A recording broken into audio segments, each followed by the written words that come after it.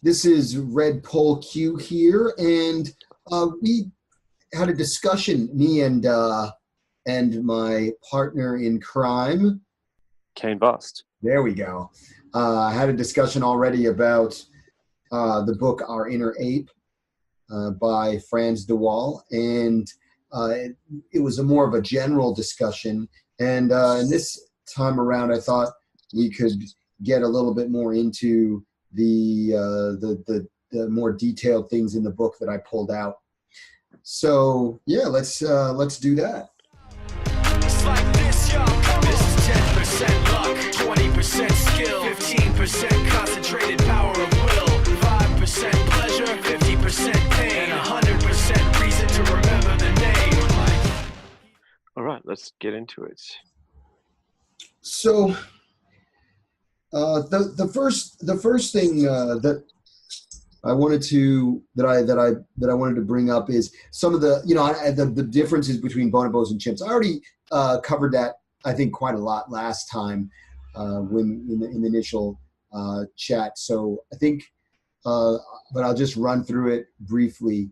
And I think the main differences between bonobos and chimps are that bonobos favor more female alliances and strong female alliances and weak male alliances, and chimps are the reverse, with strong male alliances and weak female alliances.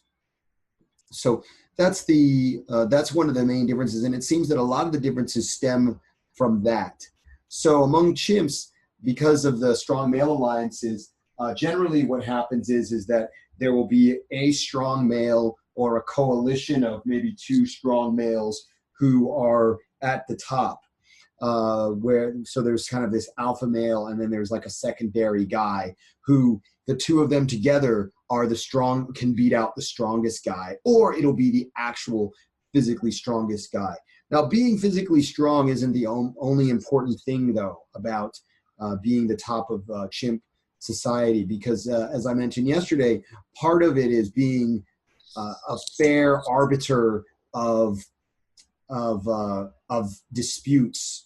So, if you are near the top, but you are using your sort of power to favor your side more than the other, then you're not going to be very popular, and your reign won't be very stable. And so that's something that is discussed a lot in the book. And he talks about some of the chimp colonies that are being raised in various zoos, and the studies they do on them, and how they watch the various politics basically that happens among them.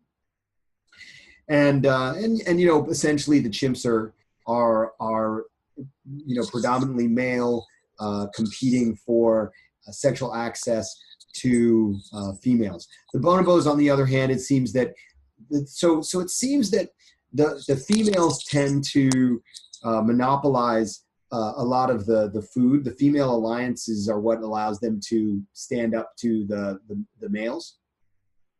And so the primary alliances, since they're from among the primary alliance, because they're between females, the males are generally like clients, essentially, of their mothers. So their mothers are the ones that largely determine what their son's status is.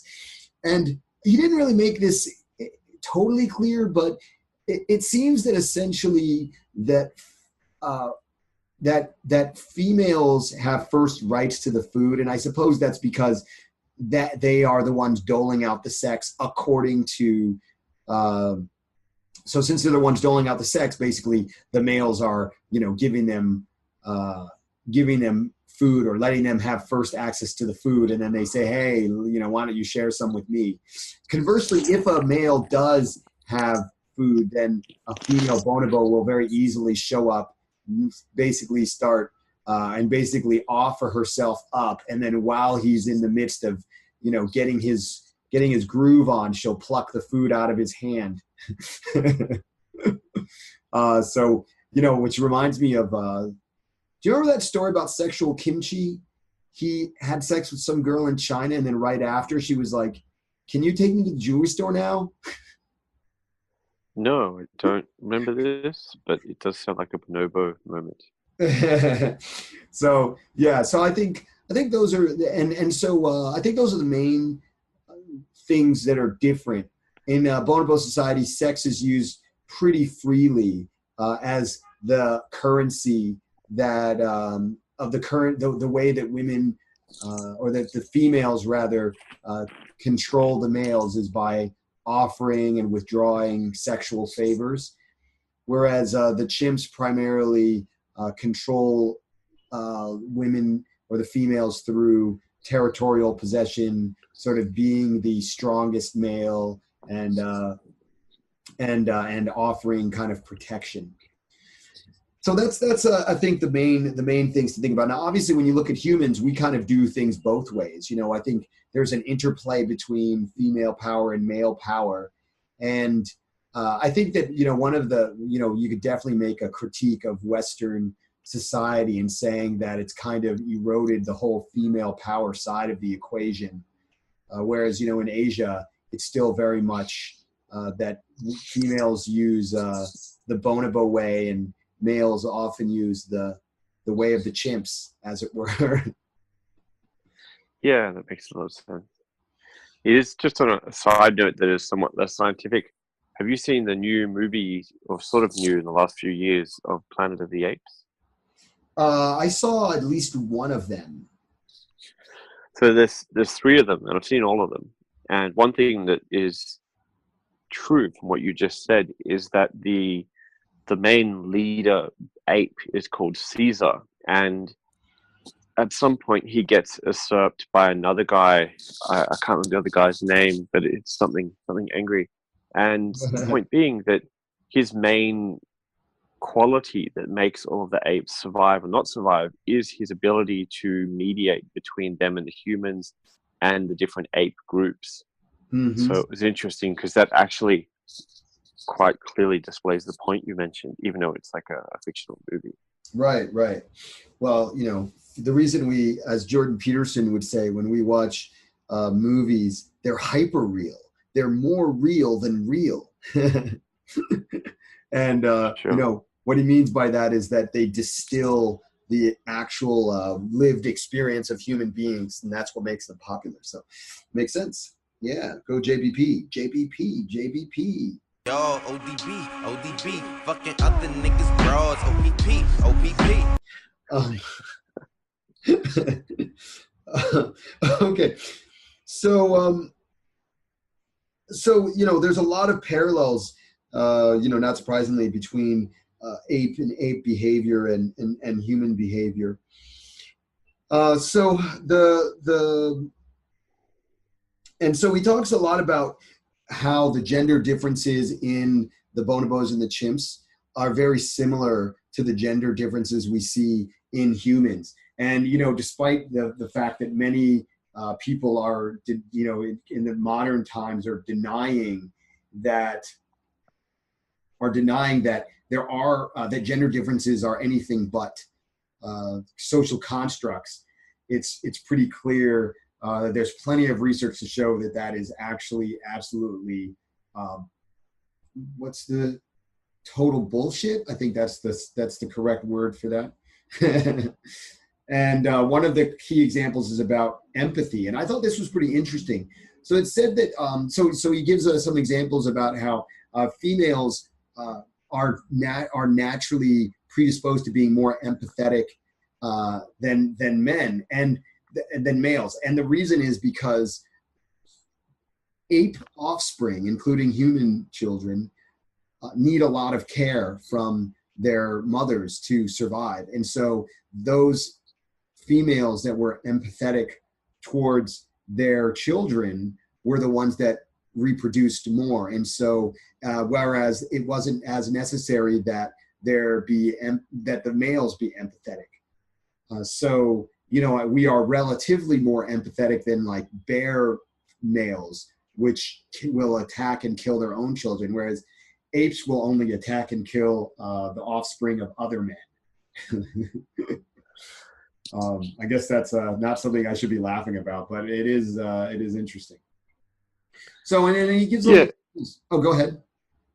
Well, I was just going to say, I'm sure the bears won't mind, and it is good that we're still somewhat removed from the apes to the point where we don't usually go and kill other people's children or any children as a general thing, being a human. Yeah, that's true. But there's a lot of research to show that that children who live with a step parent have a much higher mortality rate than children raised. Oh, yeah. I've read that So, too. It says yeah, a much higher rate of abuse as well. right, exactly. So, and then the other thing that it says here, which I think will be interesting for our male listeners in particular, and and I think it highlights one of the things that a lot of men maybe forget is that in general men seek empathy from women and not from other men. And there's been this push, which makes sense because men are not particularly empathetic. But there's been this push, in recent Western world to make men more empathetic than they have been traditionally. And he basically is saying that, hey, that's not where men get their that's not where they get their emotional bonding from. They get their emotional bonds from females. And I think that matches my personal experience for sure. I always assumed that was because a lot of men are raised by their mothers, and the mothers are generally going to be more emotionally engaging with the kid, whereas the dad is going to push the kid to just advance in terms of skill in whatever field. So there's like less emotional engagement between them. It could also be a chemical thing too, right? Oh yeah, but that's the point. It's that so this is something he brings up later. Let me see. Let me scroll forward to find it. And basically, here we go. Here's the quote. Rank determines who will sow his seed far and wide, and who will sow no seed at all. Consequently, males are built to fight, with a tendency to probe rivals for weak spots and a certain blindness to danger. Risk-taking is a male characteristic, as is the hiding of vulnerabilities. In the male primate world, you don't want to look weak. So it's no wonder that in modern society, men go to the doctor less often than women and have trouble revealing their emotions, even with an entire support group egging them on. The popular wisdom is that men have been socialized into hiding emotions, but it seems more likely that these attitudes are the product of being surrounded by others ready to seize any opportunity to bring them down. Our ancestors must have noticed the slightest limp or loss of stamina in others. A high-ranking male would do well to camouflage impairments, a tendency that may have become ingrained. Among chimpanzees, it's not unusual for an injured leader to double the energy he puts into his charging displays, thus creating the illusion of being in perfect shape.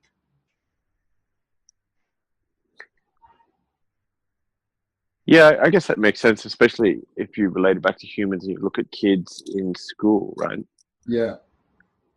Because they haven't had as much time to be as socialized.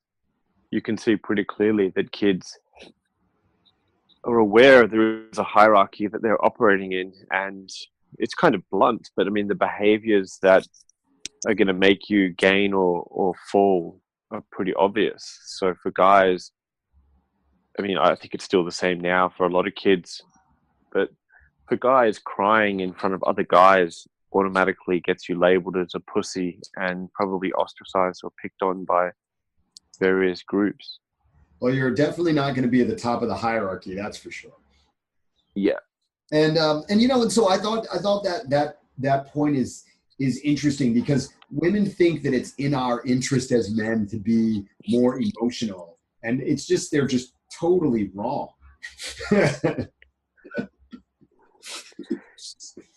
So looking at it through the context of, say, the bonobo society, though, because basically what we've got is we're the chimp society, where male relationships and cooperation makes or breaks it in lots of ways, especially, right, I guess, being Westerners in the way we think.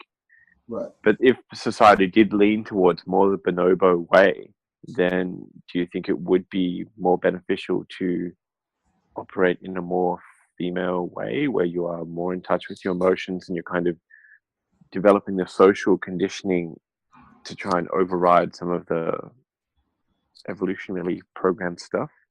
Right. Well, it's interesting because, you know, so I feel like theoretically, you know, it seems like that would be nice. Yeah, it seems like that would be nice, but I think that human nature is tilted more towards ambition. And the fact that it's tilted more towards ambition means that, you know, we have, like I said, some kind of intermediate. Well, actually, what he says is that we are both more warlike than the chimps and more empathetic than the bonobos. He thinks that we're more extreme on both ends, and not and in the sense that you know, we are able to. So he talks about different bonobo troops, and different bonobo troops can meet and they can exchange. You know, not exactly. Yeah, they exchange grooming. You know, so in the chimp world, you know, grooming is basically the equivalent of Netflix and chill.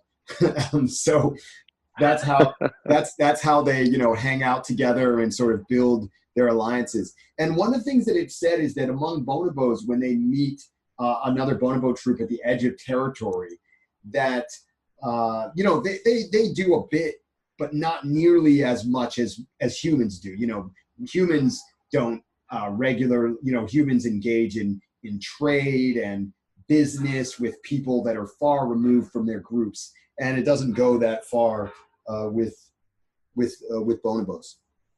So so that's why he would say in the cooperative empathic side of things, we go beyond bonobos. So I think that, and he talks about this aspect of all right, let me see if I can find it. There's an aspect where he talks about how pretty universally sex is practiced privately, and he explains why that is. Let's see. Oh, it must be here. I mean, for humans, I would assume it's like a safety thing. Because if you were banging some chick, that would like signal to other people that she's down to get banged, and then they might try to do that if we're like somewhat removed from our current civilized status. Yeah. So you know, so that's definitely right. So one of the things is that a large part of the incentive for women to have sex with multiple males. So there's essentially, so he talks about how one of the biggest problems for women or for females of any species is infanticide, you know, the killing of their children, because they've invested a lot. You know, pretty much any mammal invests a lot into the raising of their offspring. I mean, just the bringing them to birth is a big deal. And so, you know, they care about each and every one of their offspring quite a lot. But for the males, the offspring are a problem. You know, even traditionally in human beings, when females are lactating, when they're breastfeeding, they can't become pregnant again. And so this is the case with a lot of mammals. And so what a male does, this is in the case of lions, this is in the case of gorillas, also, when they show up they meet a female and she has a child and they've never had sex with this female, the first thing they try to do is kill the offspring, because now they have a mating chance. You know, they don't go, well, you know, I'll wait for them to raise it for a couple more years and then I'll get in there. They're like, no, let's just kill this one, eliminate some competition, and then we can get the party started. And it's pretty widespread in the mammalian world. Now, obviously, once again, humans are more civilized than this. So instead of doing that, pretty typically, when things were currently, you know, the stepfather just won't take as much care of the stepchild. But it's a far advancement over the past when they would have just enslaved the stepchildren. So yeah, definitely. Things are certainly improving. But he let me see if I can find it. Oh, right. So what he was saying is that, a lot of the structures, so there's a few different ways for females to deal with this infanticide problem. And one of the ways is to mate with lots of different males. So by mating with multiple different males, they sort of make it unclear exactly whose child it is. And by making it unclear whose child it is, each male now will become a protector. Seems pretty sneaky. This is not the kind of thing that Kane wanted to hear. Well, I think I already actually knew about this in the way of mentioning it, but yeah, my commentary on it is that it seems like a pretty sneaky tactic. And there's that one tribe that's pretty famous. Once they believed that what led to pregnancy was a woman accumulating enough semen to become pregnant. And so the idea was that if you mated with multiple males, they would each be contributing their part of their personality or their characteristics to the child.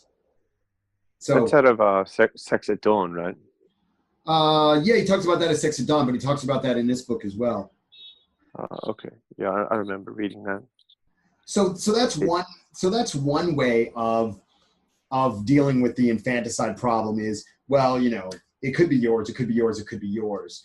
So please everyone be nice. And he talks about, and I read this elsewhere too, the studies that show that that females and the female side of the family is much more likely to say that the child looks like the husband or the supposed father than the male side is. And, I guess they want to reassure the cuck. Messed up, but it makes sense, I guess. So that was one thing. So that's one way. But he was saying that the way humans have sort of apparently have decided to deal with this infanticide problem is by the male being so closely engaged with the female that she doesn't really have much of an opportunity.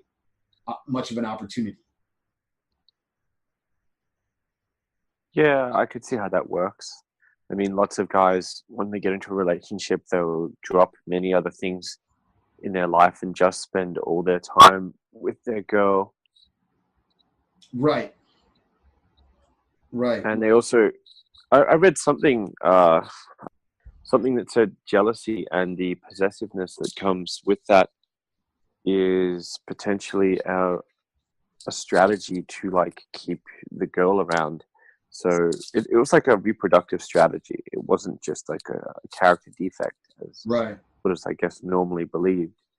I'm not sure if it was a verified thing or not, but it was interesting to think about because it sort of makes sense. Mm-hmm. Mm-hmm. So it was saying that among bonobos, so first of all, among chimps, the way that the females protect their children from being murdered is they kind of hide during the first few years. They basically try and like hide and forage on their own and try not to encounter any males. And that's like how they protect their children from being murdered because they don't have strong female ties. Okay. But they're saying that it seems that hold on. You're saying for the chimps, right? The chimps, right. Okay. But what bonobos do instead is that that the bonobos basically, by having lots of sex with lots of different males, that's their methodology. So yeah, so they make it all cloudy and muddy, and no one can figure out what's going on. Yeah. Right. So it says isolation may. This is talking about chimps, female chimps. Isolation may be their primary strategy for prevention of infanticide. They resume swelling. Swellings means the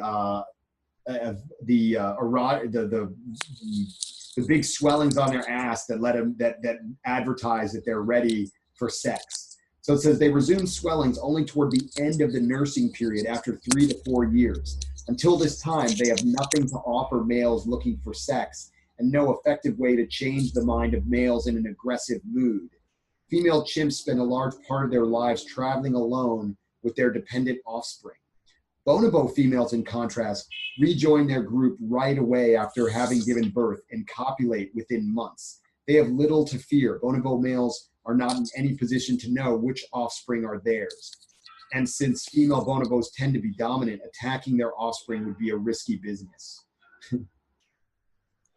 Yeah, the bonobos just seem like such sluts. So here we go. And this is what it says about humans. Instead of following the bonobo model, our species has chosen its own way. Two elements women share with bonobos are that their ovulation is hidden from immediate detection and that they have sex throughout their cycle. But here, the similarities end.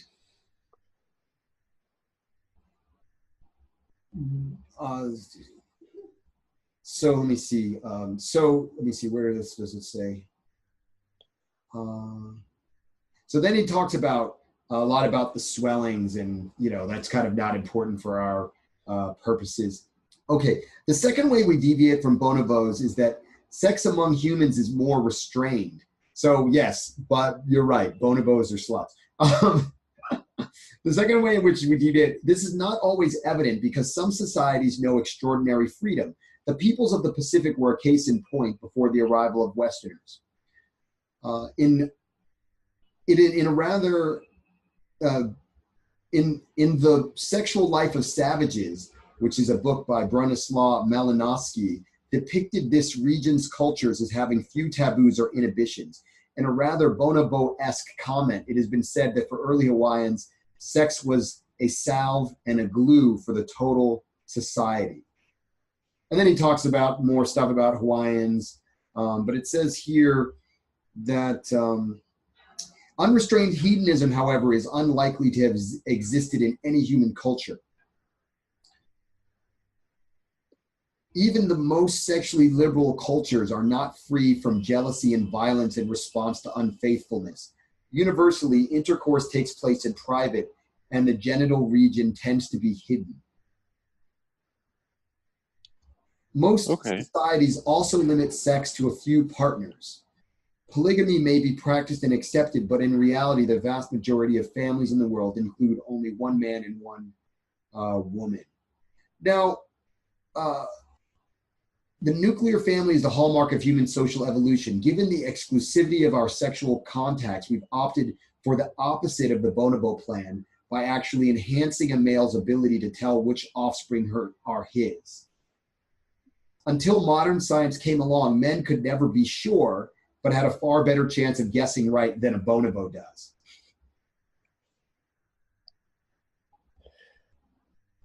Yeah, so I guess with the whole nuclear family thing, as far as I remember from reading Sex at Dawn, I think it was, the point of that was that it was around when we went from being tribal to agricultural, and we had stuff that we would pass along from father to son instead of just sharing in a community, because we reached like a large number of people living together and then living more independently than as a group. Right. And that's why being your father's son, for again lots of legal reasons, seems to be quite a big deal nowadays. Right. Well, so it seems like there's, this is one of those things that I think is still quite up for debate in the scientific community. So I think his assertion that nuclear families have been the norm, it's hard to be sure that that's true. But one suggestion for that, for why that might likely have been true, is this concept, in Sex at Dawn, or not the concept in Sex at Dawn, the idea that before agriculture, there wasn't a lot of surplus. And so the idea that there wasn't a lot of surplus, and since there wasn't a lot of surplus, it wasn't likely, or it wasn't in a man's interest to to try and have multiple females. And so each female ended up with one male. Now that's one idea. Another idea is to say that they just shared everything, including the women. And it was more like bonobos. And that's what Sex at Dawn seems to think. They think that the writers of Sex at Dawn think, hey, you know, they shared everything else communally. They probably shared sexual partners as well.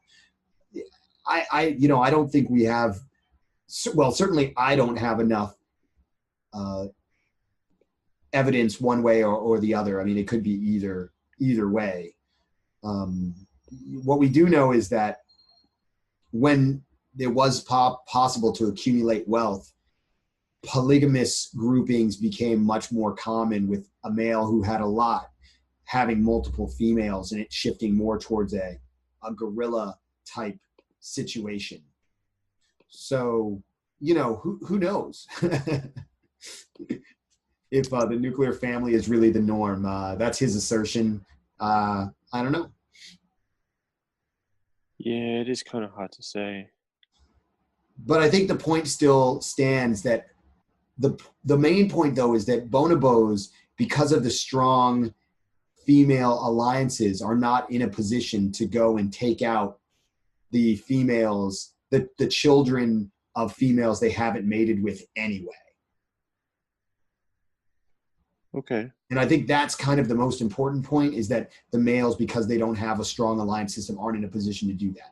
Whereas the chimps are in a position to do that, because the strong male alliance, if they find a female who has offspring and none of them have been with her, they can go, okay, well, it's definitely not of ours, so let's take her out. Let's take out this little kid.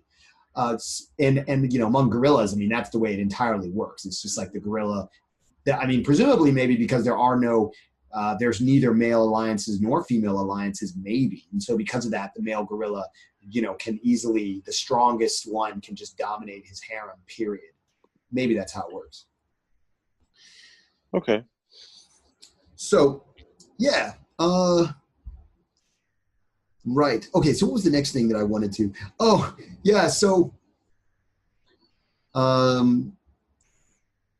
it seemed to say that in a situation where there was a quote in here that I thought was really good. He basically says that in a situation where it's primarily a matriarchal society, it pays to be a mama's boy.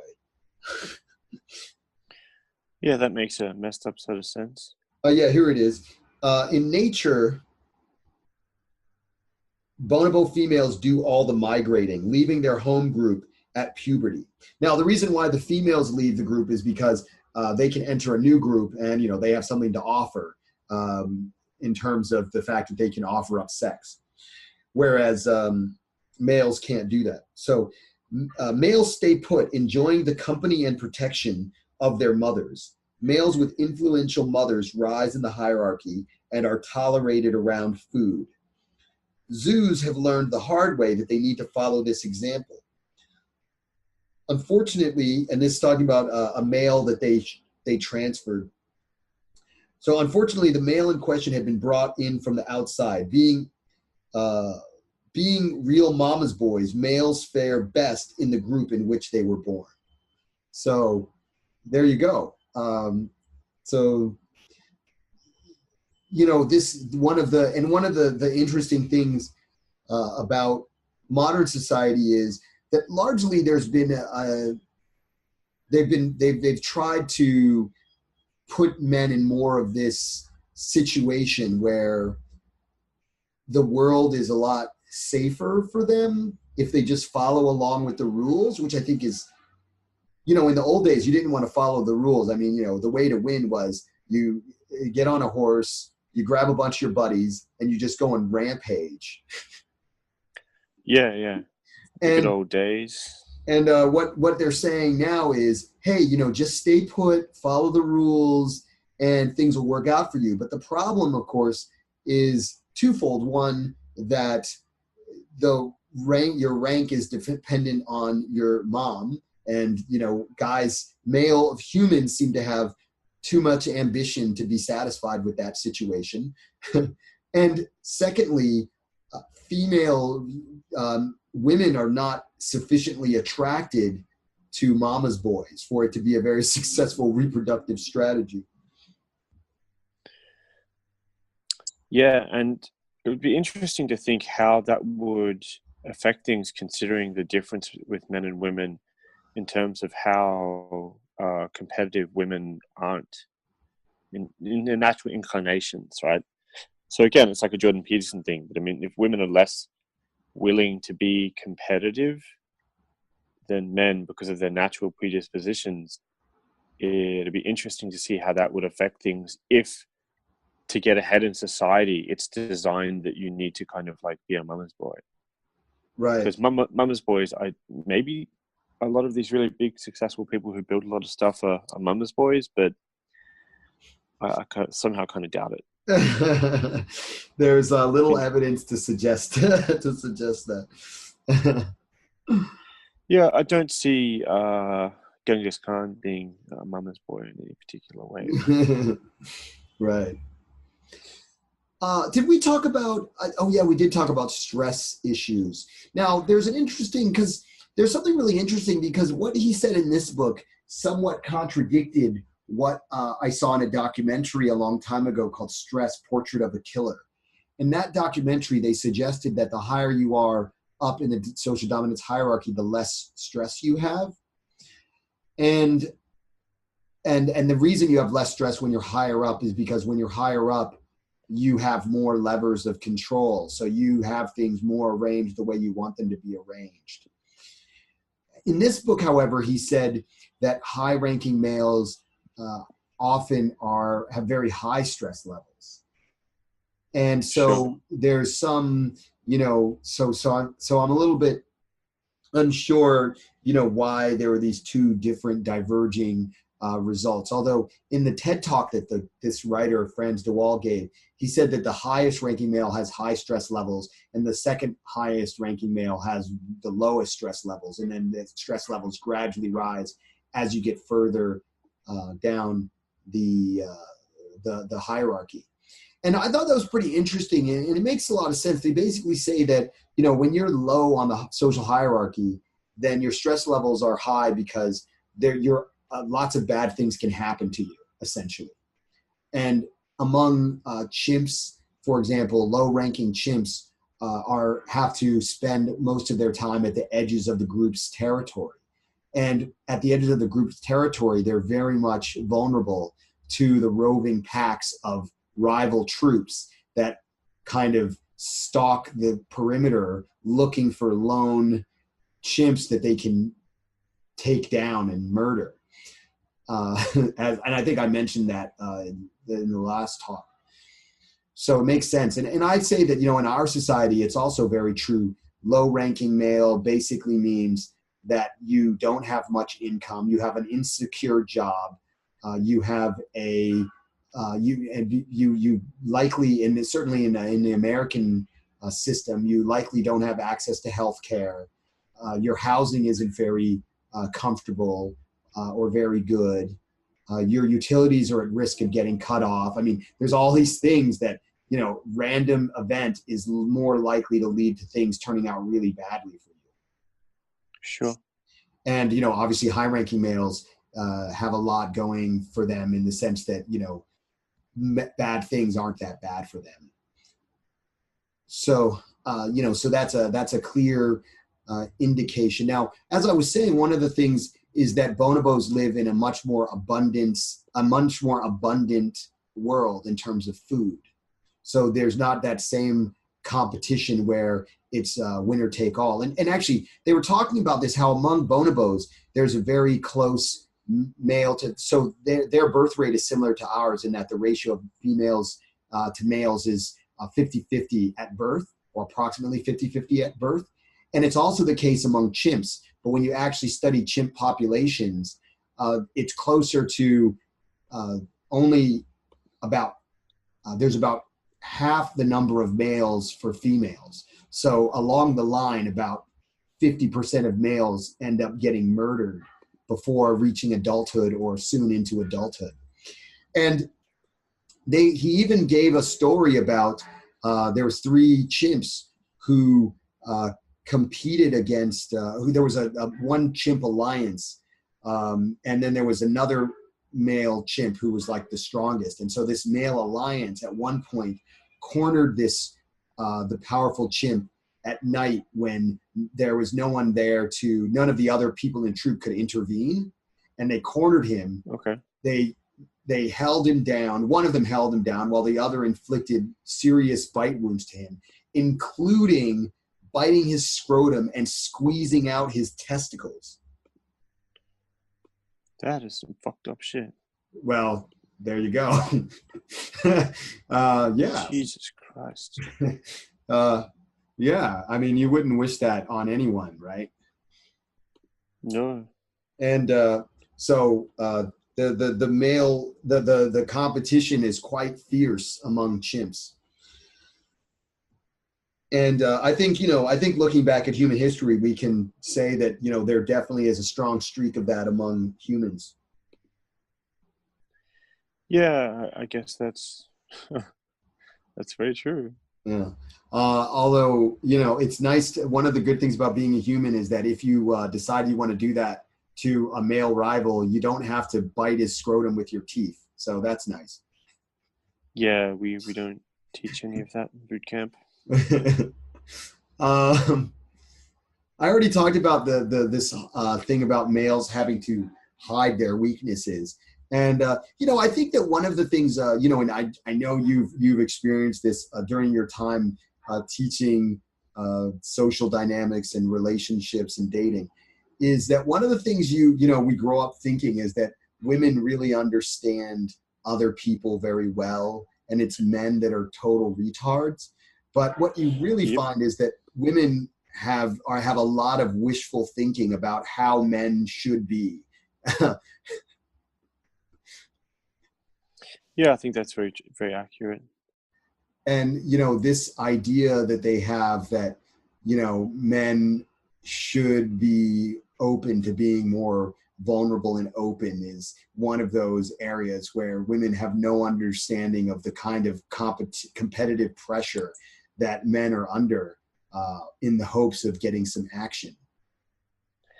Yeah, that's definitely true.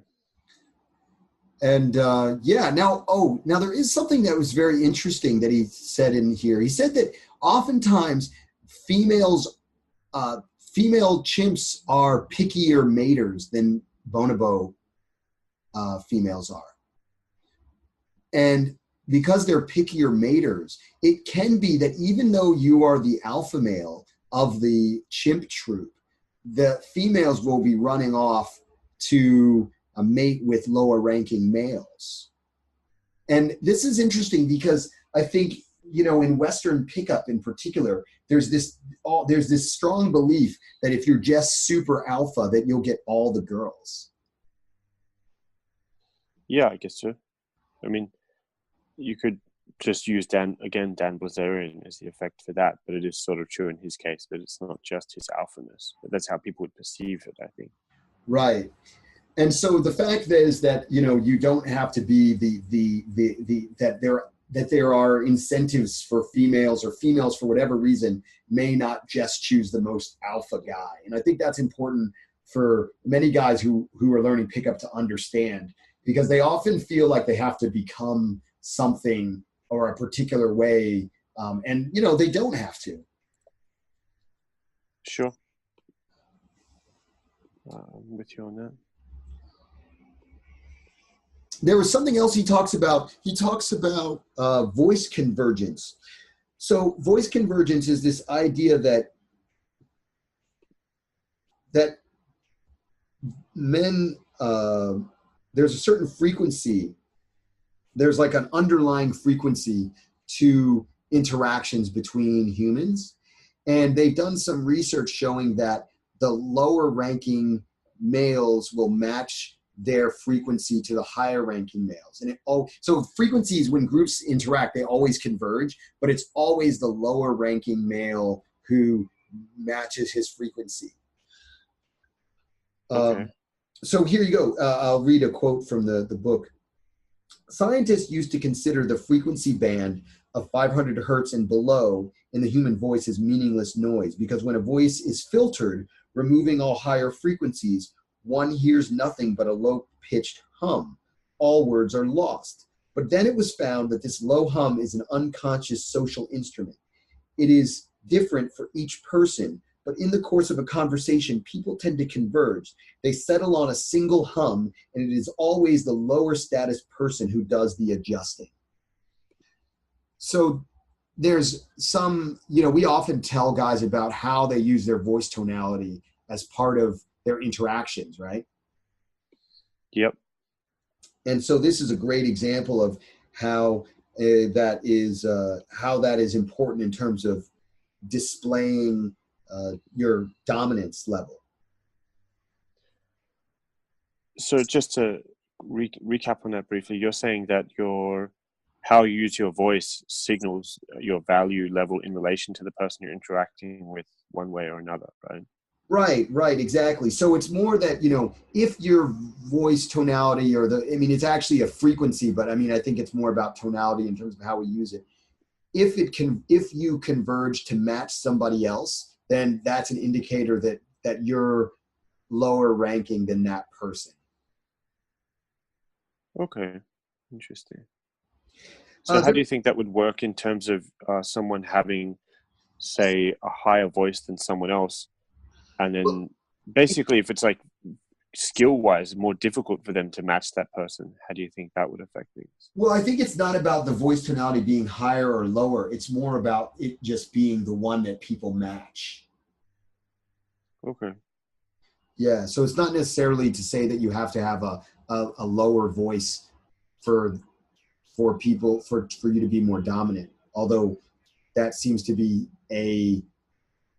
actually the voice, how deep your voice is largely a testosterone marker, actually.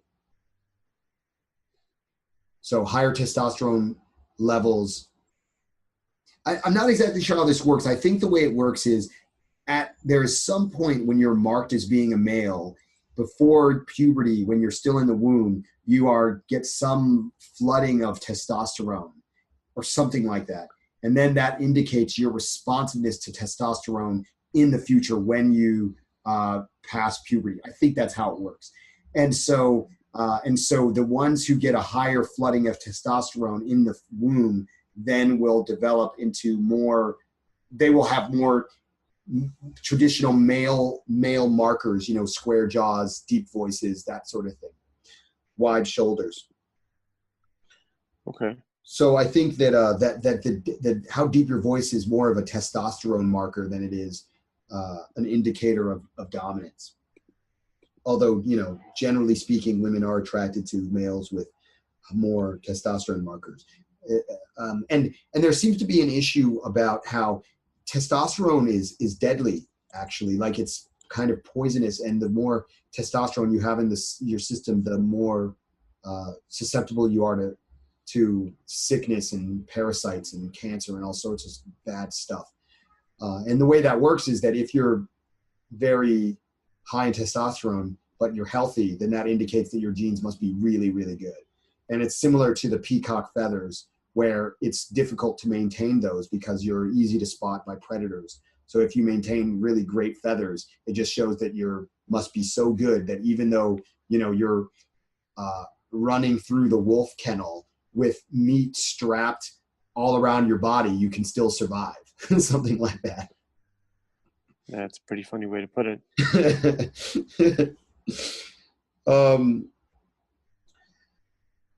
Yeah, and then he talks about how men, when they meet each other, they have sort of a confrontational interaction in the beginning, and it's kind of them pushing at each other to figure out where each of them are in the dominance hierarchy.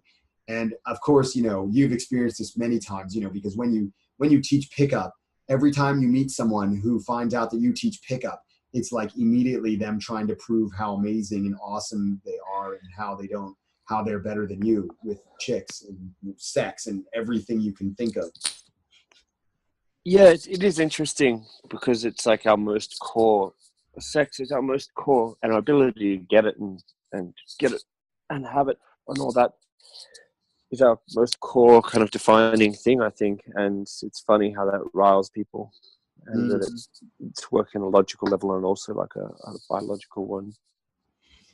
Now, interestingly, there was something here that he brought up that indicated something interesting about how a male might interact with someone else when when the social dominance hierarchy is in flux, basically.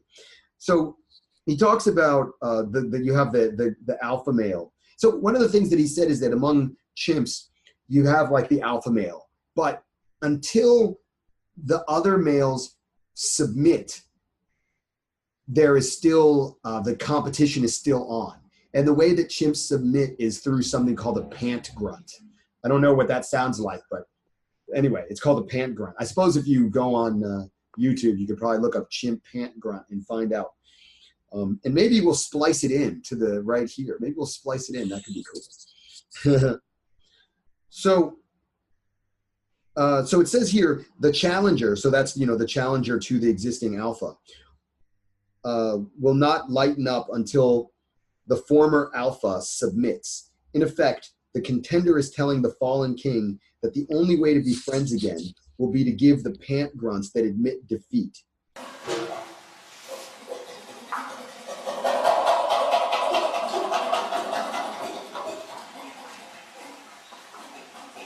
It is pure blackmail. The challenger is waiting for the alpha to cry uncle. On many an occasion, I have seen a male who failed to pant grunt when approaching a new alpha find himself standing alone. The alpha simply moves away. Why bother with someone who doesn't recognize your position? Only when rank issues have been settled will rivals reconcile and calm be restored. The clearer the hierarchy, the less need for reinforcement. So far, and again, it's a kind of a Loby example, but so far, everything you're saying, I think, has been pretty accurately portrayed in Planet of the Apes, at least the newer movies of it.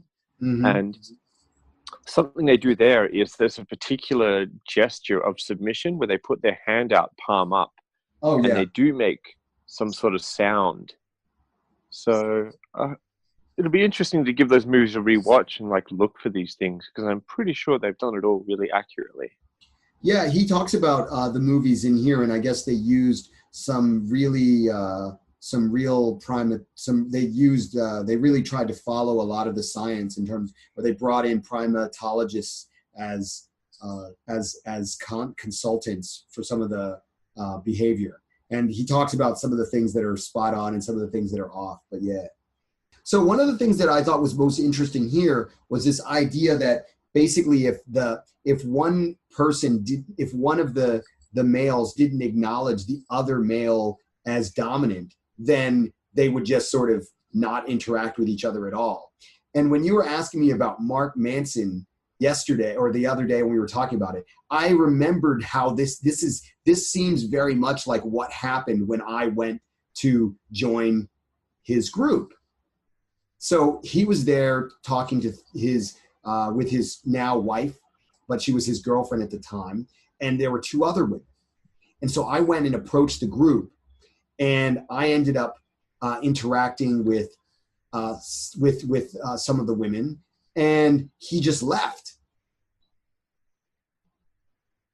And it was interesting because when I read this part of the book, I thought, oh, this is maybe exactly what was happening, where he was like, okay, I'm not coming over and being like, oh, Mark Manson, you're so amazing. I love your stuff. Wow. And because of that, it was like, he just left. And I think you've experienced this many times with pickup artists that you've encountered as well, right? Yeah, I guess so. I mean, the only exception probably was maybe Bad Boy, and the rest of them are all very, very similar in that way. If you don't like bow down before them in all their awesomeness and glory, then they kind of get all uppity in the same way you're describing Mark Manson did. Right, right, and it's pretty interesting. I mean, yeah, it was pretty interesting for me. But the other thing that I thought from this is I thought, oh, I never realized that that is a perfectly valid way of handling the situation. I mean, I never really think in that way. I mean, it's something that I guess we probably tend to do when a guy comes over and talks to us. We don't really engage him that strongly, although we certainly give them the opportunity, I think, but we don't. Yeah. Anyway, it was pretty interesting. I thought this when I read that.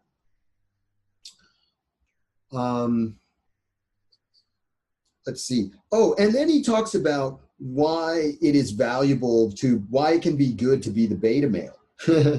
And I've talked about this before. It's sort of what do they say? No one is trying to take out the guy who's in fourth place, right? Yeah. You mentioned this yesterday. Right. And so he says that this brings me to the greatest paradox, which is that although positions within a hierarchy are born from contest, the hierarchical structure itself, once established, eliminates the need for further conflict. Obviously, those lower on the scale would have preferred to be higher, but they settle for the next best thing, which is to be left in peace. The frequent exchange of status signals reassures bosses that there is no need for them to underline their position by force. And I think, a lot of this stuff that they're talking about in Western world about how men are not engaged in the world very much is very much what's going on here. There's this book, I haven't read it yet. I only read the beginning part, called Man Interrupted by Zimbardo. And he talks about, and there's a lot of, TED Talks and video and YouTube talks about how men just don't see any point in competing anymore. And they're just like, all right, fuck it. I'll just stay where I am, because there aren't many gains to be had from competing anymore. Yeah, I guess. Yeah, okay, that makes sense, I suppose. Why compete why compete when you can just get on Tinder and start swiping and have some bonobo-esque female come straight to your house and give you some action? She may not be good, but at least she's got a vagina. Yeah, you can do the whole pick fleas and hang. That's the monkey version of Netflix and chill, right? Right. Let's see. What else did I want to bring up? Oh yeah, he talks about this. So there he gives this example about some red-winged blackbirds, and red-winged blackbirds have monogamous pairings, So scientists hope to control a population of red-winged blackbirds by vasectomizing the males. They thought that nesting pairs with sterile males would produce sterile clutches. To their dismay, the majority of clutches were fertile, meaning that the female must have been, quote unquote, seeing intact males on the side. So basically, another case of a slutty animal in the animal kingdom. Exactly. First, the bonobos are being all slutty, and now we've got slutty red birds. Right. Exactly. Yeah. The whole world's going to shit. We're done. And he says he gives another example, and I think you probably I think this was brought up. I can't remember. Oh, this was brought up in the book. What was the name of that book? It was one of the recent books that highlighted research on females, sexual research. I can't remember the name of the book off the top of my head, but I'll link it below. But anyway, here we go. Surveys grossly underestimate women's sex lives. Everybody, especially women, is reluctant to reveal the truth. We know this because there is a way of getting women to talk. Hook up college students to a fake lie detector machine, and young women report almost twice as many sex partners as women feeling no such pressure. In fact, they report as many partners as their male counterparts. So men and women may be far more similar than sex surveys have made us believe. So basically, women are banging. At least it's hard to say. I guess in the West is what you're referring to. I imagine, right? Although I'm very sure that it's not different in Asia. Yeah, that's interesting to think about. I mean, I just ran into my own biases, and then I'm trying to outmaneuver them at the moment because the jerk reaction in my brain is like, no, Asia's definitely different. But then you look at it and it's like, well, there are a lot of people here. That's true. That's true. Yeah, you know, I think that in a lot of ways, I would argue that the gap between what Asian women are doing and what they say they're doing or appear to be doing is probably wider than in the West. But that's largely because culturally, wide gaps between reality and image are acceptable and preferred in Asian culture anyway. Yeah, that's very true. Right. So in the West, it's like, you know, women are supposed to be more honest about what they're doing. So, you know, like I was just talking to a guy on the phone today, and he broke up with, or this girl stopped seeing him. You know, she wanted more from the relationship and wanted it to move forward towards marriage. And he is very likely an avoidant attachment style person. So he sort of is going, oh yeah, well, let's just keep things as they are. You know, where she was very nice to him and very sexually available to him. And then, you know, she decided to cut things off, and he's, you know, quite upset about that. And in the 2 months since she stopped seeing him, she's banged 4 dudes. And now, actually, what he told me is she had 2 flings and 2 boyfriends. And when he told me this, I said, she had 2 boyfriends in 2 months. I don't think that's not what I would call a boyfriend. And he's like, okay, it's interesting. 4 It's flings. interesting that he's still like subconsciously idolizing her or maintaining this, like potentially maintaining this pure image of her by even accepting mentally that she's had boyfriends. Yeah. Because realistically, in terms of the behavior, she's just hoeing around and she's banging like a new dude, what, every 2 weeks? Yeah, basically. Yeah, basically. So either she's like swapping them out each time, or she's like continuing to bang these dudes on the regular. Right. And that's not, obviously that's not like boyfriend-girlfriend behavior, because boyfriend-girlfriend behavior implies investment, and there doesn't seem to be much of that other than like hot beef injections. Right. Exactly. So yeah, so it made me think about that, and you know, and I met a girl when I first moved to Taiwan, and I think she told me that she'd been with 13 guys, but she'd actually been with like 25, and she had gone on this thing about trying to collect as many flags as possible, you know, like different bang dudes from different countries. And, you know, she said 13, but, you know, when she asked me about it, you know, she told me the truth eventually because she realized that I just really didn't care. But I was telling her that I think she should still say less than 13.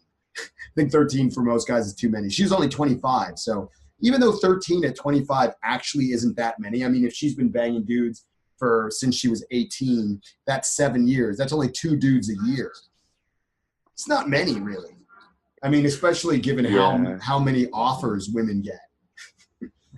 So it's funny, this actually relates back to the American Pie rule, and I might not have this 100% accurate, but in American Pie, that movie, I don't know if you remember that movie. Oh yeah. I thought that movie was really funny, and I used to tell Japanese girls they should watch it if they want to see how Americans think about sex.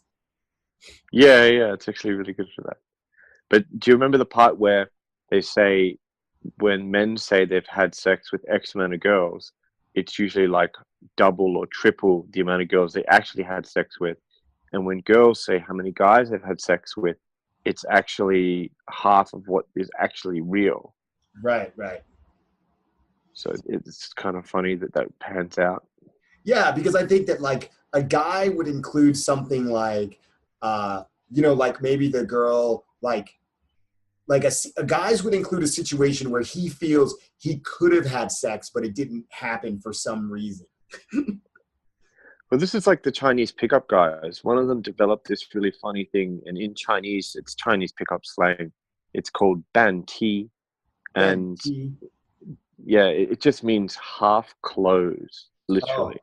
Oh. So they would count that as like them banging a girl, and the joke went on to be a bunch of things. Like if you were in the same room as a girl, it's like a half closed. So I kind of see how that works. Right. Kind of Whereas like, for example, if a guy was like, oh, well, we were in bed totally naked, but we didn't do anything because we didn't have a condom. So basically I closed her. Or like maybe I just like masturbated onto her and I blew a load on her chest. For a guy, that counts. The girl would be like, what do you mean? Nothing really happened. There's actually a really funny meme on the internet I've seen about this, which is, I think, called the Later Virgins meme. And it basically goes like, I went to a clothing store, I touched a coat hanger, and the girl who worked at the clothing store also touched that coat hanger. I used that hand to touch my penis. So technically, I had sex with that girl. Later virgins. The same sort of thing. Yeah.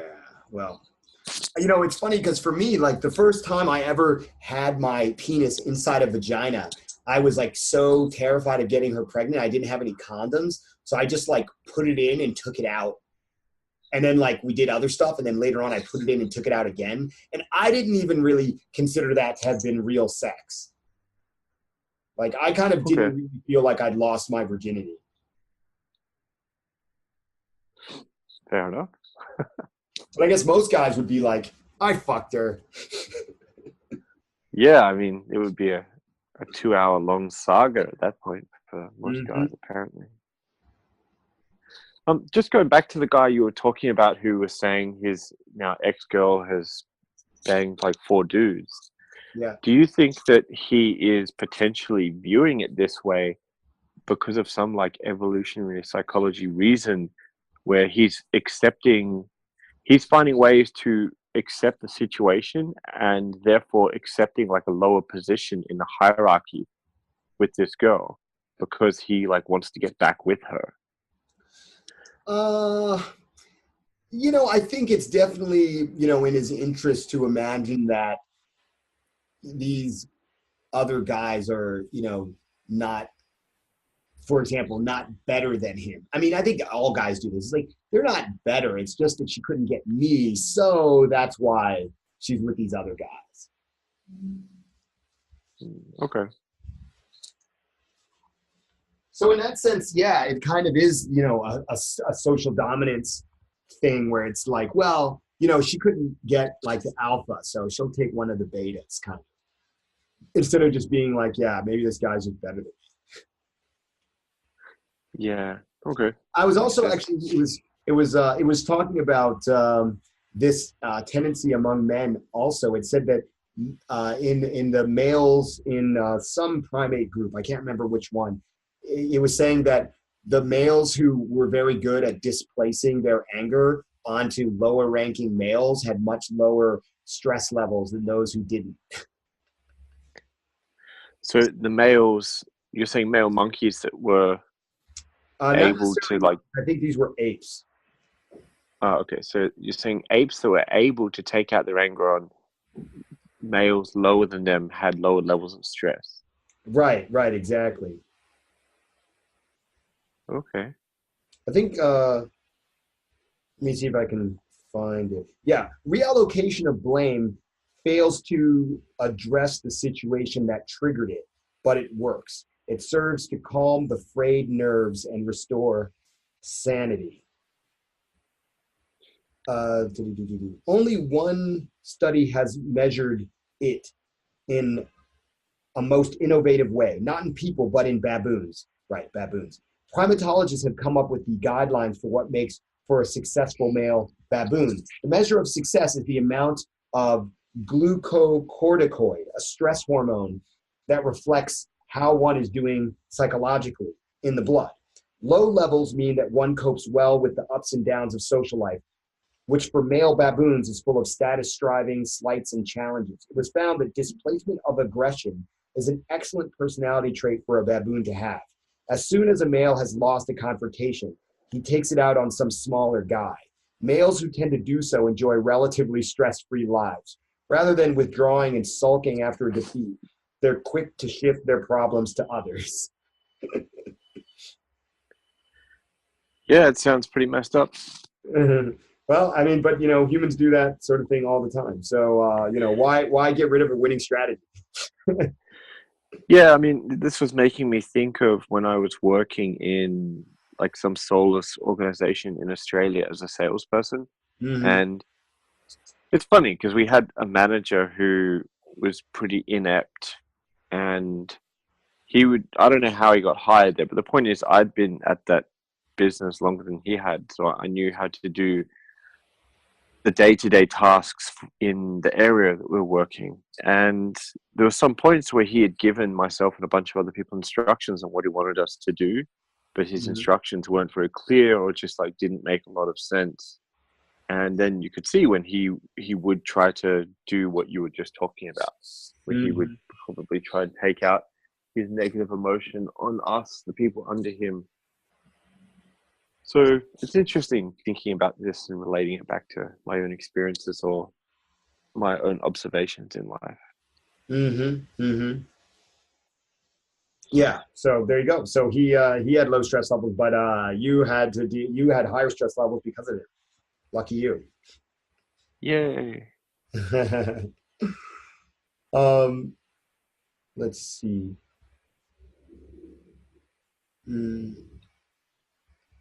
Yeah, once again, he really thinks that the idea of the pair bond is really much more the standard human condition. Obviously, Sex at Dawn disagrees with that, but he thinks that that the pair bond is what sets us apart from other apes. Does it have any in-depth information on how we developed that as a strategy or a function compared to other apes? Yeah, so this is related to, yes, here we go. Yeah, he has quite a lot to say about that. He says, our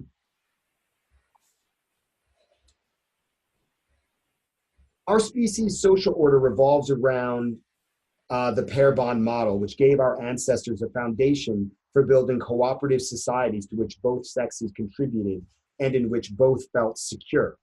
It has been speculated that the nuclear family arose originally from a male tendency to accompany females with whom they had mated so as to keep infanticidal rivals at bay. Such an arrangement could have been expanded to include paternal care. For example, the father could have helped his companion locate trees with ripe fruits, capture and share prey, or carry their young. He himself would have profited from her talent for precision tool use. Female apes are more skillful than males, and her gathering of nuts and berries. The female, in turn, may have begun offering sex so as to keep her protector from running off with every good-looking passerby. The more both parties put into the arrangement, the higher the stakes. Thus, it became increasingly important to the male that his mate's offsprings were his and only his. Okay. If there is no free lunch in nature, if bonobo females paid for their arrangement with almost continuous swellings, that means they have to be always very sexually available to men. Women paid for theirs with diminished sexual freedom. And the motivation for male control only increased when our ancestors settled down from a nomadic existence and began to accumulate material goods. In addition to passing on genes to the next generation, they were now also inheriting wealth. The size difference between the sexes, combined with excellent cooperation among males, makes it likely that male dominance has always characterized our lineage, and so inheritance likely followed paternal lines. With every male trying to ensure that his life savings ended up in the right hands, those of his own progeny, an obsession with virginity and chastity became inevitable. Patriarchy, as it's known, can be thought of simply as an outgrowth of male assistance with the rearing of offspring. So yeah, that's what he has to say about that. Yeah, it is kind of interesting on the comment. Actually, before I jump into this, I'll just quickly. Do you want me to read a blurb about on Wikipedia about what pair bonding is, just in case we've got some people who Yeah, don't great idea. know about pair Go bonding? for it. Okay, so there's the one that covers animals, and there's one that then goes on humans, and they're quite short, so I'll just do them. In biology, a pair bond is the strong affinity that develops in some species between a pair consisting of a male or female. A male and female. And just to throw it out there are only two genders, male and female. Just anyone who's enraged by that, please be enraged. Also, or in some cases, as a same-sex pairing.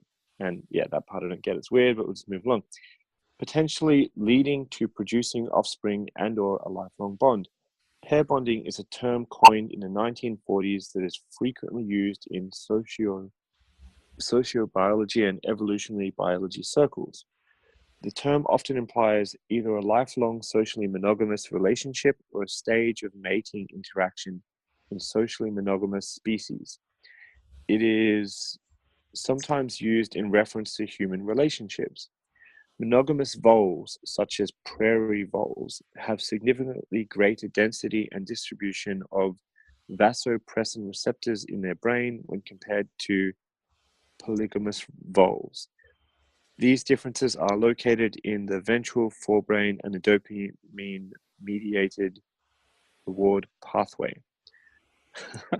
All right, so this part's getting a bit dense and a bit irrelevant, so I'm going to jump to the human part. Humans can experience some or all of the above-mentioned varieties of pair bonds in their lifetime.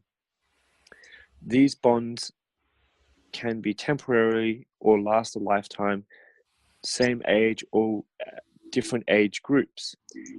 In a biological sense, there are two main types of pair bonds exhibited in humans: social pair bonding and sexual pair bonding.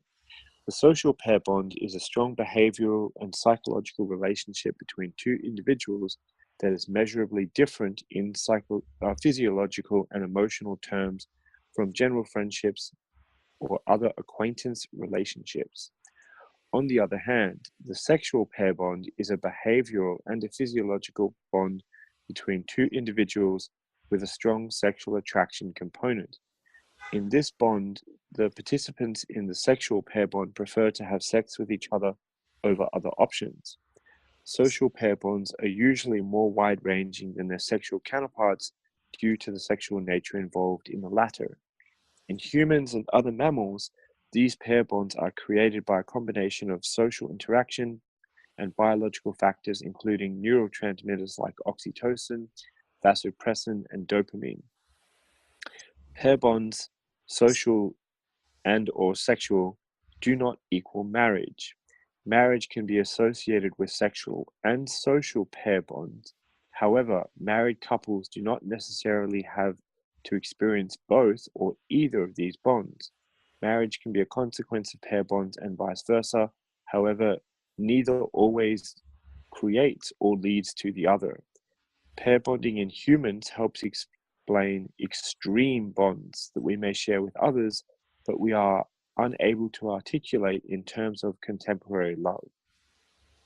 So when you look at the variety of pair bonds, and I guess I'll just cover that because it is really, really quite short. According to evolutionary psychologists David P. Barash and Judith Lipton from their 2001 book, The Myth of Monogamy, there are several varieties of pair bonds. Short-term pair bond, which is a transient mating or association. Long-term pair bond, bonded for a significant portion of the life cycle of that particular pair. Lifelong pair bond, mated for life, right? I'm sure there's some birds that did that. Social pair bond, attachments for territorial or social reasons, as in cuckold situations. Clandestine pair bond, quick extra pair copulations. That's a weird one. Dynamic pair bond, and this is like the gibbon monkey thing, mating systems. So it says, given mating systems being analogous to swingers. Analogous to swingers. Got it. Yeah, so analogous. My English is failing. So yeah, that's pretty freaky. And it is actually really interesting. One part of this, let me just find it again. It was talking about, say, the two different types of pair bonds that humans generally do, which one was social and one was sexual. Right. And the sexual one is predicated on having strong sexual attraction. Right. So it's interesting if you think about this, because people, I guess, generally start out having the sexual one, and then because I think we're programmed to need a fair amount of variety, once that fades, the sexual pair bond seems to like go down the shitter, and then all you've got left would be the social one. And then if couples aren't maintaining that by, I guess, being social together in terms of how they treat each other and how they spend their time, it's easy to see how relationships then fail, because you've got the two kind of pair bonds working in sync, I assume. Right. And then slowly failing, and then the relationship goes to shit. But people look at that and then blame personal characteristics without being aware of the underlying dynamics or science. Right. And that's pretty interesting. Yeah, I remember that book that I mentioned earlier about research on female sexuality, a sort of compilation of recent research, was saying that there is some evidence to suggest that women only maintain sexual attraction for the same mate for about 4 years. And they were talking about how there is a search for a female Viagra, because the fact that women are not sexually attracted to their husbands is creating, problems in their marriages. Yeah, it would be a really big problem, especially once you take out the kind of somewhat enforced monogamy via social pressure, and then you mix in the legal issues in terms of who gets what, and people divorcing, and how that affects kids, and then how those kids grow up, and how those kids are all messed up because they don't have a stable family life, etc., etc. Right, and he talks about this too. So let me before he talks about this too. He says women seek as much protection and care as they can get, and men are drawn into this by sexual relations. Sometimes women consider brothers more reliable helpers than their mates might be, but the typical human pattern by far is a sex for food deal between a man and a woman with children attached.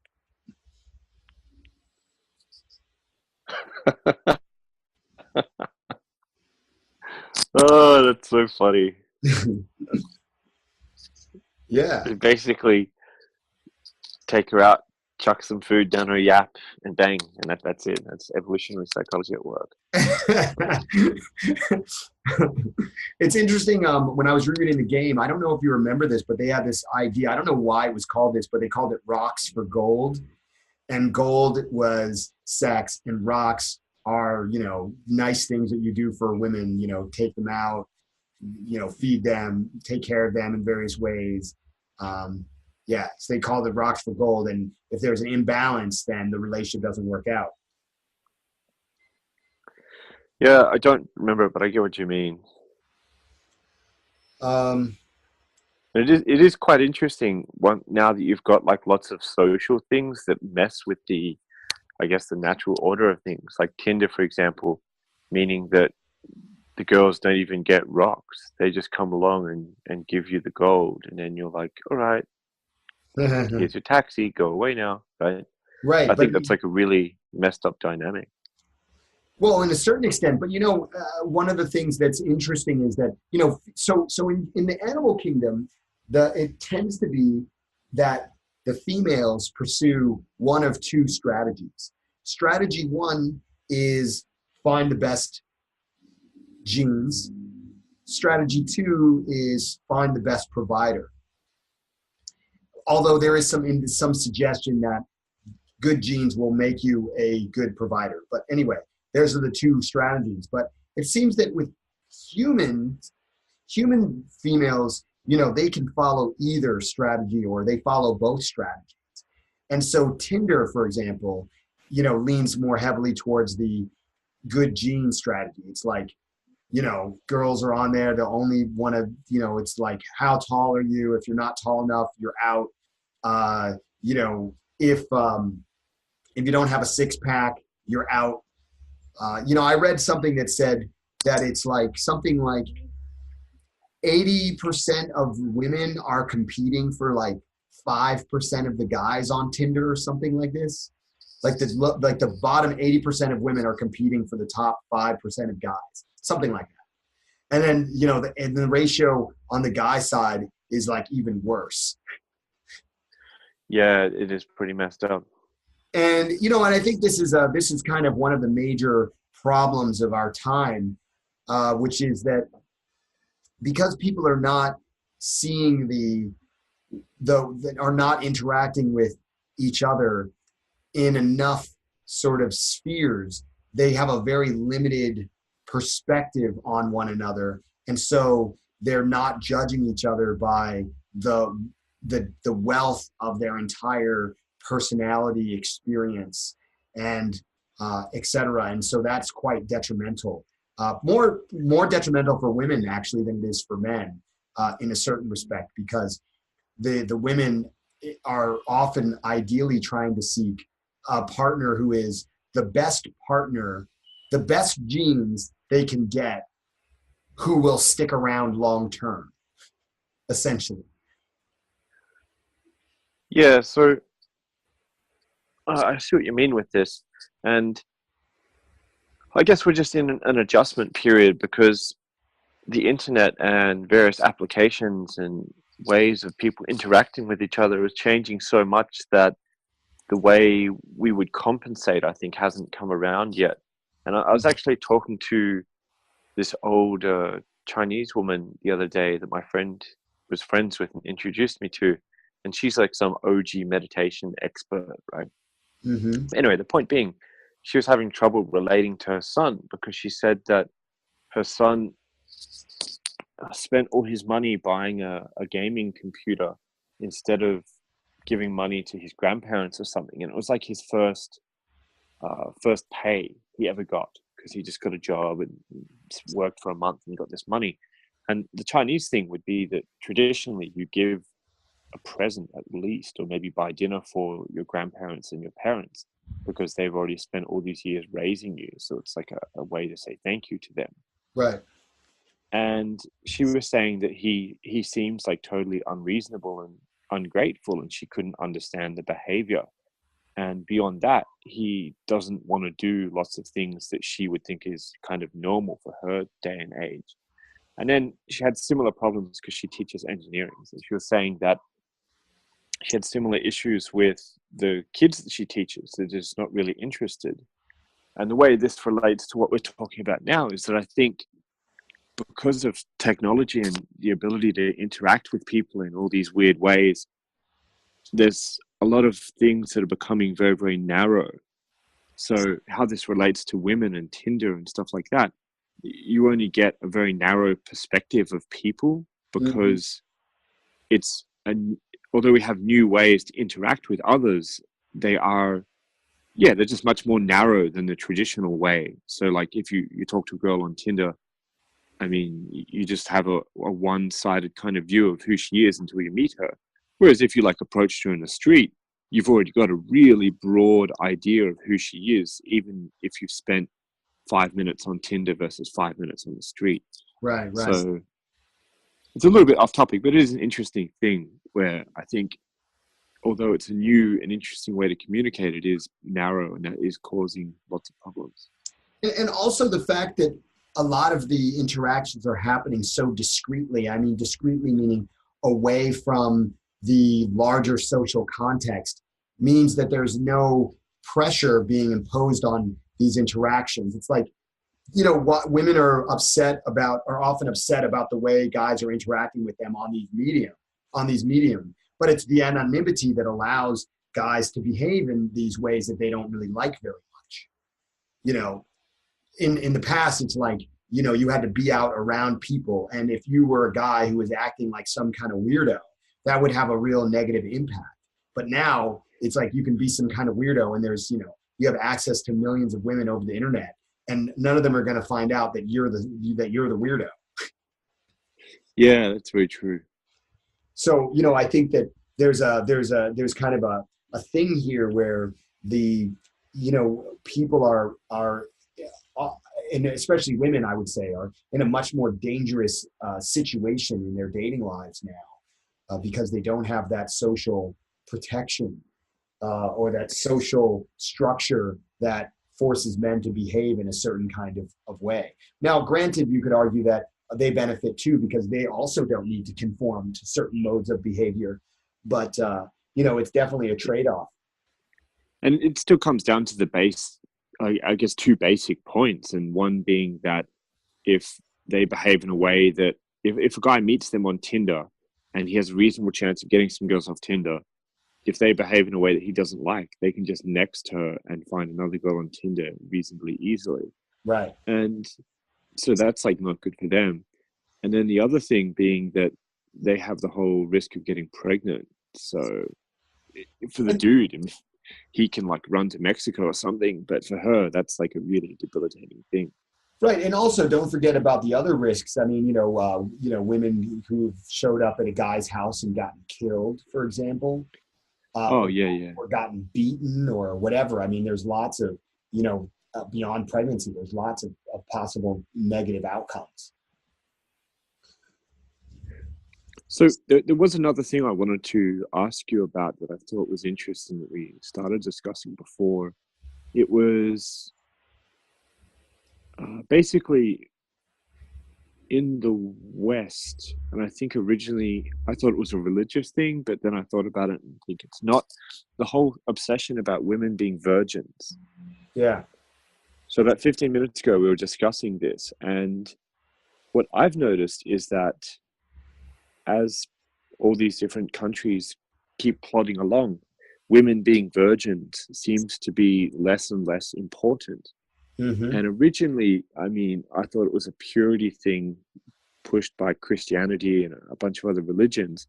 But then thinking about it, and on our conversation today, I mean, I don't think it's actually about that at all, because in China, they're really big on girls being virgins. And I mean, I remember when I first got here, almost all the guys I would talk to would say that they want to marry a girl who's a virgin. Mm-hmm. That was just like a requirement. Mm-hmm. And I remember dating a girl, her parents would like send her to hospital.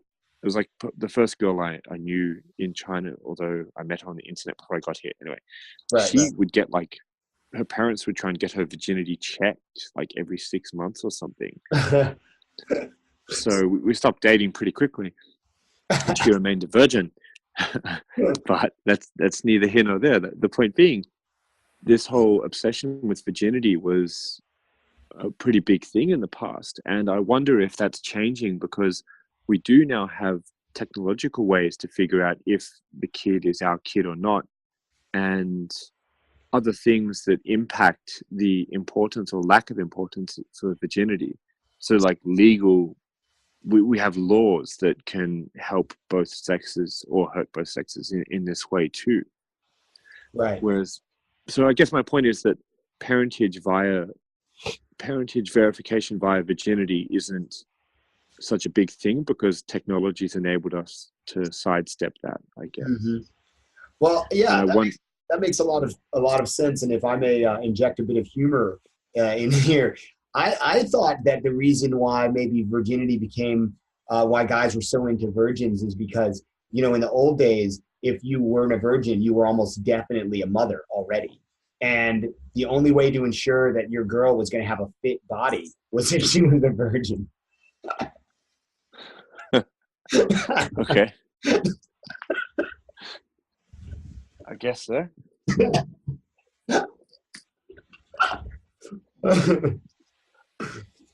But speaking to this concern, he mentioned in his book that blood and DNA tests conducted in Western hospitals suggest that about 1 in 50 children is not sired by the father of record. In some studies, the mismatch is considerably higher. So Going back to when we were talking about sperm wars, I remember the statistics from that was saying it was like maybe in the 80s, it was like 1 out of 10 or 2 out of 10 children aren't. Yeah. So statistically, what you read in that book, do you think that's gone up? Like it's like 4 out of 10 or what? How do the statistics carry across? I'm wondering if maybe I'm wondering if maybe I think that it's likely that this number would decrease. I think that the number of fathers raising somebody else's kid is probably decreasing. And I think it's probably decreasing for a few reasons. One being that I think a lot more, the birth control means that women are purposefully getting impregnated by the particular man that they've decided to have children with, instead of, being, going out, having a great time, meeting some hot guy and banging him. They're probably on birth control. And if they maybe if they suspect, maybe they take the morning after pill these days. If they're worried about pregnancy, then that might be more common. So I suspect that it'll probably go down, and although some will still slip through.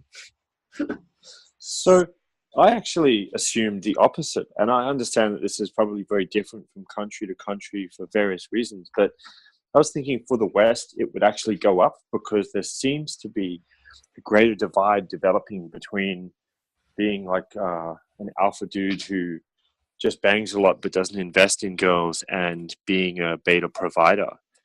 And that essentially the provider guys are just going to be used to provide. So you've got like more and more single mothers who have gotten pregnant from the alpha chad, and the alpha chad's off banging other chicks. And then they go, oh, well, now I'm 30 or a bit past 30 and I should find like a nice guy to settle down with. So they find like the beta provider guy who's willing to take the worst trade deal in history. Right. But I think that in this case, more typically, the way it works is that the women already have kids. And so the guy knows that the kids aren't his because she already had them, but he's willing to support and take care of these kids anyway for sexual access. Yeah. So I guess I'm saying that for these beta provider guys, they're not able to get the girls until they hit the wall, so to speak, or close to the wall. So then they end up with these girls that used to be banging a lot of alpha chads who are then willing to marry them because they realize they can't get the alpha chads anymore. But on some level, they have contempt for these guys because they don't match up with what they're actually attracted to, which is the alpha chads. So then they, on the side, go and get pregnant from the alpha chad and use the beta provider guy to raise the kid. I thought that would be happening more and more based on what I see of general social dynamics in the West. Yeah, I mean, that's also possible. I think I have a less dark perspective on human nature than you do, and maybe that accounts for my optimism. My optimism is that guys sign up to take care of other dudes' babies, not that they're tricked into it. Okay. More so. Fair enough. Yeah. There's only one other thing in here that I wanted to mention, and that was this thing that I mentioned briefly yesterday about the peacemaking in the males versus the females. So it says that let me see if I can find it here. Right. Reconciliation among male chimps may be edgy, sometimes even unsuccessful, meaning that the fight starts all over again. But they never include trickery. Males carry their tension on their sleeves. Between close buddies, he's talking about two chimps, such as Yorin and Nikkei, during their joint rule, one male may get upset if his friend does something he dislikes, such as inviting a sexually attractive female. He puts his hair up and starts swaying his upper body, hooting softly, giving off an immediate signal that something is amiss. If the other objects to these objections, a confrontation will erupt, which most of the time will be quickly reconciled. Male chimps make up easily, in contrast to females, among whom tensions tend to linger. It's not unusual for two female chimps to meet and suddenly start screaming and yelling at each other even though I, the observer, have not the slightest clue as to what may have triggered the outburst. These incidents give the impression that something has been brewing under the surface, perhaps for days or weeks, and that I just happen to be present when the volcano erupts.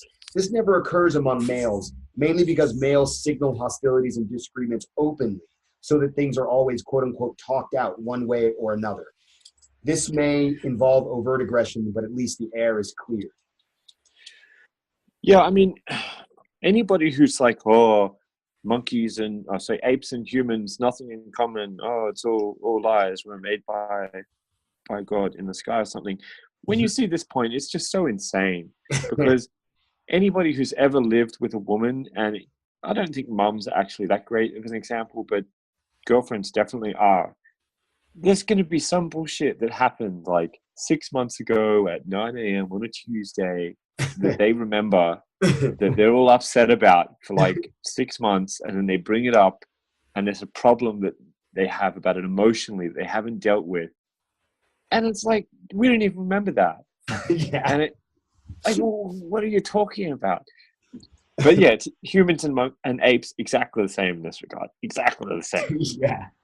This is particularly among the chimps. Among the bonobos, it's reversed apparently. Yeah, well, you're saying the bonobo men are basically the betas in the monkey ape world. Right, exactly. Right, it says bonobo males lack the intense cooperation in hunting, political alliances, and territorial defense that forces male chimpanzees to preserve unity. The tendency to reconcile, then, is a political calculation that varies by species, by gender, and by society. Paradoxically, the level of aggression says little about peacemaking. The more aggressive gender may be best at making peace, and the more peaceful gender, worse. So, so it's the reverse. It's based on where the alliance structure is. So, among now, so this is so actually, so it seems that men's alliances are so important that they reconcile quickly, whereas their alliances with other females are not nearly as important. So because of that, they don't need to reconcile, but they try to avoid conflict in the first place. And he gave an example of like two bonobo, I think it was bonobos, can't remember, but he gave some example. Oh, here we go.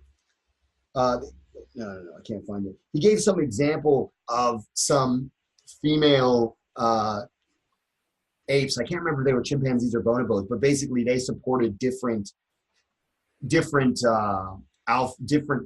males to be the alpha. And he said that during that time, they mostly tried not to interact with each other very much. And but once everything was resolved, then they just continued on as friendly as they were before. Yeah, well, it just sounds so typical. It really does. But it's so true. I mean, what you the example you gave.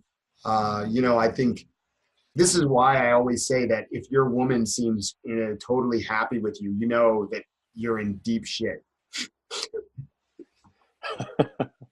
Yeah, it's kind of funny. I mean, because it basically means that whatever it is so incredibly bad that she's trying to pretend like it doesn't bother her. Whereas if it was something that wasn't a big deal, she would just tell you. Yeah, I agree with you on that totally. So, yeah. So, and here's another example. This is an example from humans. He says, let me see, here it is. Subtle aggression does not fade easily, as reported by the Finnish researchers. They found that discord among girls outlasted that among boys. If asked how long they might stay angry with each other, boys thought in terms of hours, sometimes days, whereas girls felt they might stay angry for the rest of their lives. Oh, this is just so typical. And this was a discussion by Finnish researchers, Where was this done?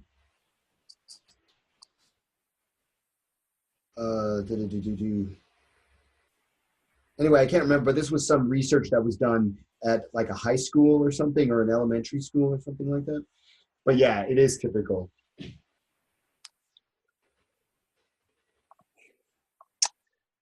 Here's another one. This is talking about a swimming coach interviewed about her switch from training women to training men. The coach found working with the opposite sex, meaning working with men, far less stressful. She explained that if two young women, this is a swimming coach, so she's talking about the swimming team, so the female swimming team and the male swimming team.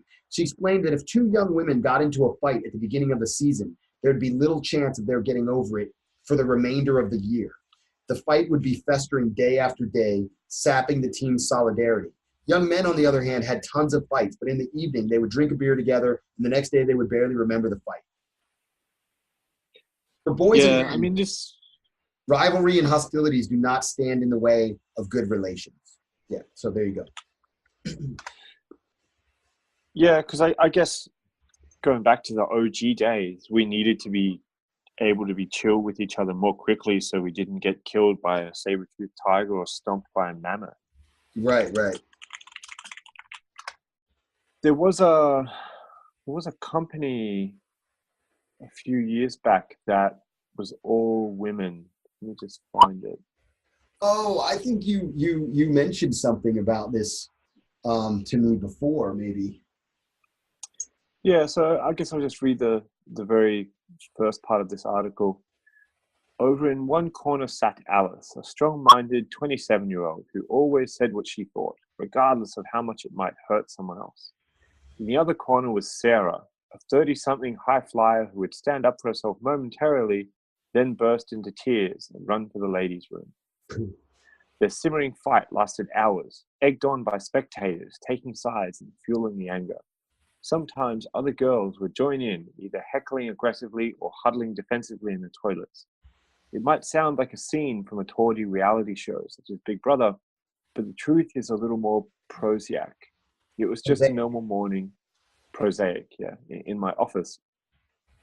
The venomous women were supposedly the talented employees I had headhunted to achieve my utopian dream, a female-only company with happy, harmonious workers benefiting from the absence of men.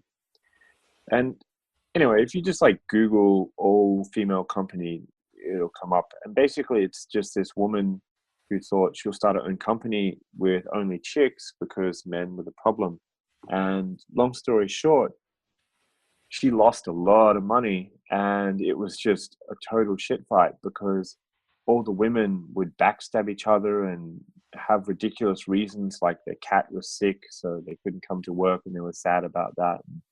Or all these other things where, okay, if you have a problem today and you're fighting with this girl or with this person, the next day you cool down a bit, you can tell them they're being a bit of a prick, but you'll just move on and get the job done. They just couldn't do this, as you were saying.